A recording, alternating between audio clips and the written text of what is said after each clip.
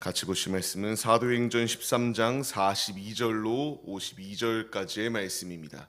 같이 한 목소리로 합독하시겠습니다. 그들이 나갈새 사람들이 청하되 다음 안식일에도 이 말씀을 하라 하더라. 회당의 모임이 끝난 후에 유대인과 유대교에 입교한 경건한 사람들이 많이 바울과 바나바를 따르니 두 사도가 더불어 말하고 항상 하나님의 은혜 가운데에 있으라 권하니라.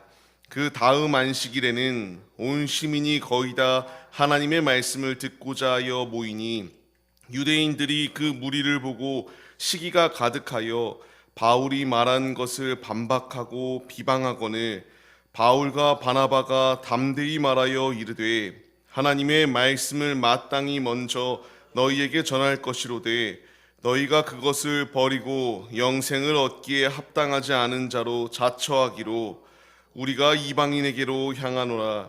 주께서 이같이 우리에게 명하시되 내가 너를 이방의 빛으로 삶아 너로 땅끝까지 구원하게 하리라 하셨느니라 하니 이방인들이 듣고 기뻐하여 하나님의 말씀을 찬송하며 영생을 주시기로 작정된 자는 다 믿더라.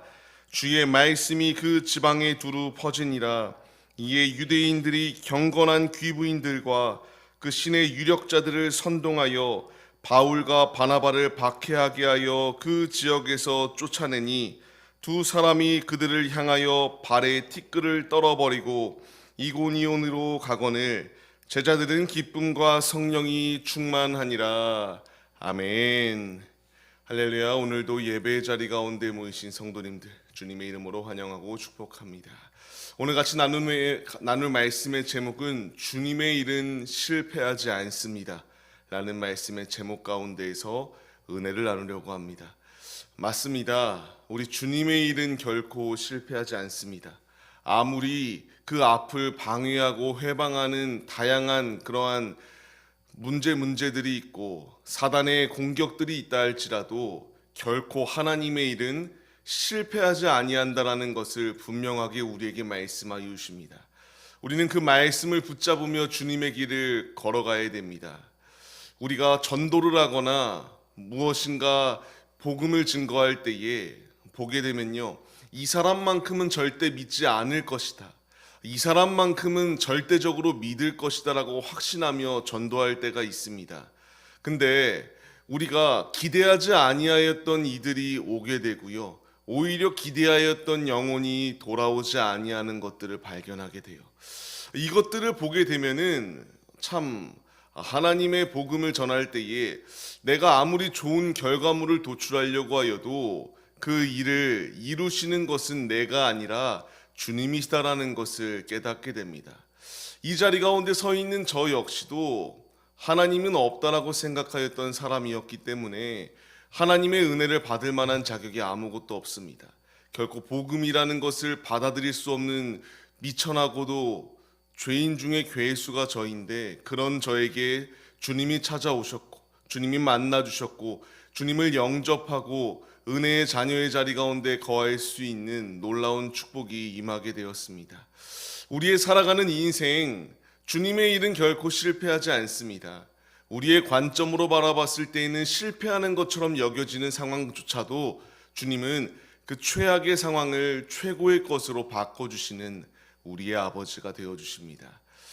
제가 어깨도 성치 못하고 손가락도 제대로 쓰지 못합니다. 이 최악의 상황 가운데서 누가 봤을 때는 참 불쌍하다라고 여기는 이 상황 가운데서 낭망치 아니하는 이유는 하나님의 일을 발견하게 됩니다.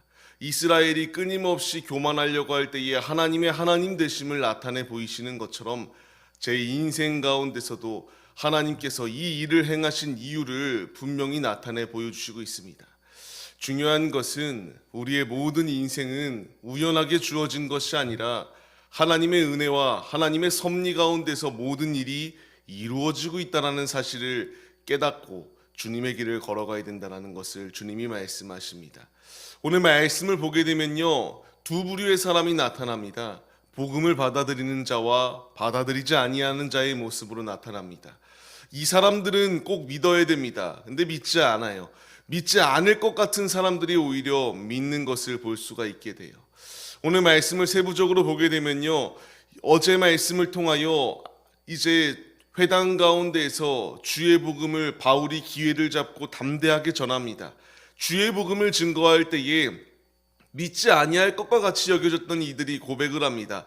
다음 안식일에도 말씀을 우리에게 전해줄 것에 대하여 이렇게 간절히 부탁하는 것을 볼 수가 있게 돼요. 이 상황 가운데서 세번역 43절 말씀을 보게 되면요, 바울과 바나바가 따르는 이들이 많을 때에 그들이 고백하였던 것은 무엇인가? 하나님의 은혜 가운데에 머물 것을 권하였습니다. 자신들에게 시선이 집중되는 것을, 내게 시선을 주지 말고 우리가 바라봐야 될 것은 주님의 은혜를 바라보며 전진해야 된다는 것을 말씀하여, 너무나 중요합니다. 우리의 신앙생활하는 가운데에서요, 많은 이들이 실수하는 것이 무엇인가? 모든 것은 하나님의 은혜라고 분명히 고백은 해요. 고백은 하는데 거기에 자신의 노력이 가미되어서 이렇게 이루어진 것이다라고 생각하는 경우들이 너무나 많습니다. 우리는 이 바울과 바나바의 모습을 통하여 답을 찾아야 됩니다.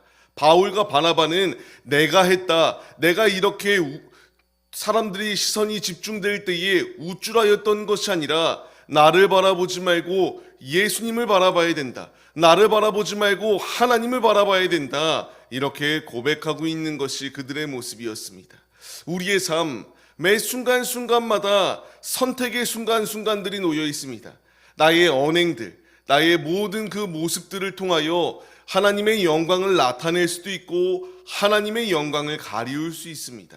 우리는 이 선택의 순간 가운데서 바울과 바나바가 자신을 드러내기보다 주님을 드러내기에 힘썼던 것처럼 우리 만나는 이들 가운데에 나의 삶을 통하여 주님의 살아계심을 나타내는 자들의 모습이 우리의 모습이 되시기를 바랍니다. 불신자들 그리고 믿는 자들, 우리에게 시선이 고정되어 있습니다. 이 사람이 교회를 다닌다라고 하고 예수를 믿는다라고 하는데 과연 이 사람의 모습이 진정 예수 그리스도를 믿는 자인지, 이 사람의 모습을 통하여 하나님의 길을 내가 걸어갈지 말지 그 선택의 순간들이 놓여 있습니다. 우리가 이 말씀을 의지하여서 은혜의 보좌 앞에 담대히 설 수 있도록 인도하신 주님의 은혜를 받은 자들로서 매 순간순간마다 내가 무엇인가 했다라고 하는 교만함이 아니라 주님께 나의 삶을 맡겨드리고 누군가 나를 칭찬할 때에 이것은 주님이 하신 거다, 주님이 나를 사랑한가 같이 너 또한 사랑한다라고 고백하며 주님을 바라보고 주님의 길을 같이 걸어가자라고 전도할 수 있는 담대한 믿음이 우리 안에 충만하시기를 주님의 이름으로 축원합니다. 이 말씀을 들었을 때에 모든 이들이 주님의 복음을 열렬히 사모하고 따르면 참 좋겠으나 그렇지 않아요. 말씀을 보게 되면은 이제 하나님의 말씀을 듣고자 모든 이들이 모였거든요. 근데 이 모인 부류 가운데에서 하나님의 말씀을 부정하는 이들이 나타나게 됩니다. 예수 그리스도의 복음을 부정하는 자들이 나타나요. 말씀을 보게 되면은 이제 시기하기 시작하고요, 반박하고 비방하기 시작하는 것이 또 다른 부류의 모습이었습니다. 그들은 진리의 복음이 그들 앞에 왔고 메시아의 복음이 그들 가운데 왔음에도 불구하고 비방하기에 급급합니다. 그들 가운데 이제 주님의 음성은 무엇이었는가? 영생을 얻기를 원치 아니하는 너희들에게서 이제 복음이, 생명의 복음이 이방인들에게로 전파되어지게 되었다라는 말을 듣게 돼요. 이 말을 들었던 이방인들은 이제 기뻐하기 시작합니다. 이방의 빛으로 세우고 땅끝까지 구원하라고 말씀하시는 주의 음성에 순종하여서 바나바와 바울이 이와 같이 순종할 때에 내가 이제 유대인들에게만 복음을 전하는 것이 아니라 유대인들이 받아들이지 않기 때문에 이방인에게로 가라는 주님의 음성에 순종하는 그들의 모습이 나타나요. 그 모습이 있을 때에 하나님의 말씀을 들었던 이방인들은 기뻐하며 영생을 주시기로 작정하는 모든 자들은 다 이 복음을 믿었다라고 말씀하고 있습니다. 우리가 붙잡아야 될 것이 이것입니다. 우리도 온전한 이스라엘이기보다는 하나님의 자녀로, 영적 이스라엘의 자녀로 우리가 양자되는 축복을 누리게 되었습니다. 이방인 된 내가 주님을 만나게 되었어요.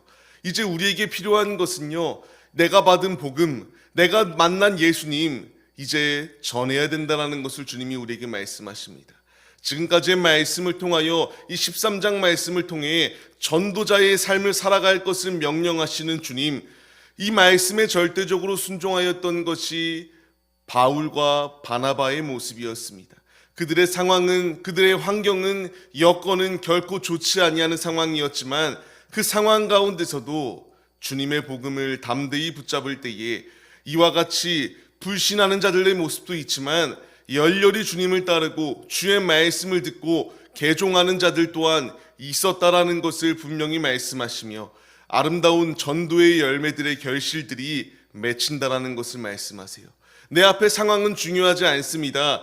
이들을 쫓아내었던 무리가 있다 할지라도 결코 실망하지 아니할 이유는 이런 상황임에도 불구하고 주님은 일하시기 때문입니다. 주님이 함께 하신다라는 것을 분명히 말씀하세요.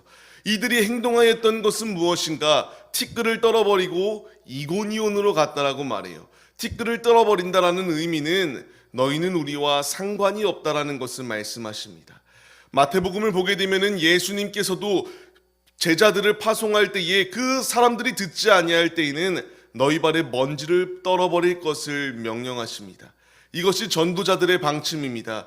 주님은 그 사람이 듣든지 듣지 아니하든지 그 상황 가운데서 우리가 일희일비하는 것이 아니라 우리에게 그냥 전하라고 말씀하십니다. 받아들이지 아니하는 자가 있다면은 그냥 떨어버리고 또 다른 곳에 가서 주의 복음을 전하라고 말해요. 내 마음에 실망할 수 있거든요. 실망하지 아니할 분명한 이유는 오늘 이 마지막 절의 말씀과 같이 분명히 이렇게 박해하고 쫓아내고 믿지 아니하는 자들 또한 있지만 제자들은 기쁨과 성령이 충만하였다. 아름다운 전도의 열매가 그 지역 가운데에 비시디아 안디옥 가운데에 임하였다라는 것을 말씀하십니다. 주님은 나를 전도자로 부르십니다. 삶의 자리 가운데서 전도자로 살아갈 것을 명령하십니다. 내가 주의 복음을 들고 주님의 길을 걸어갈 때에 나를 끊임없이 방해하는 이들이 있거든요. 끊임없이 주님의 길을 걸어가는 것을 회방하는 것들이 있습니다. 사단마귀의 역사가 있을 때에 실망하지 아니할 이유는 주님의 일은 실패하지 않습니다.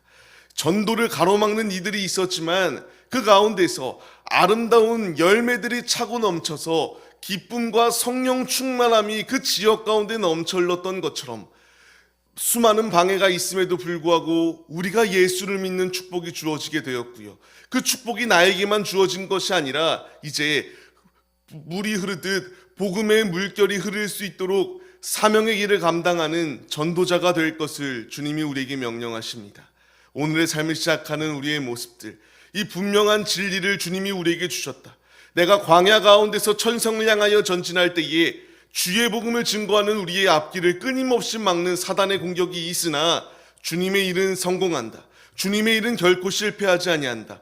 우리 역시 이 전도자로 부름을 받았고 전도의 열매를 맺고 아름다운 결실을 맺게 하시리는 주님이시니까 우리가 그 주님을 의지하고 삶의 자리 가운데서 내가 만나는 모든 이들 가운데에 삶으로 행실로 우리의 모습을 통하여 주님의 살아계신 복음을 증거하는 사명자들, 전도자들, 충성자들의 모습이 우리 모두의 모습이 되시기를 주님의 이름으로 간절히 축원합니다.